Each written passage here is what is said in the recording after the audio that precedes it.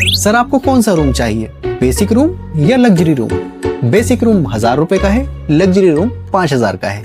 नहीं नहीं, 5000 तो बहुत ज्यादा है। आप एक काम करो, बेसिक रूम दे दो 1000 रुपए वाला।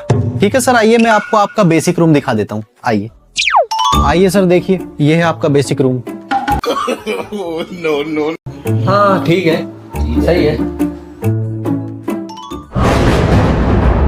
ये क्या भाई, इसका क्या मतलब हुआ? सर बेसिक रूम में स्मोकिंग और ड्रिंकिंग अलाउ नहीं है।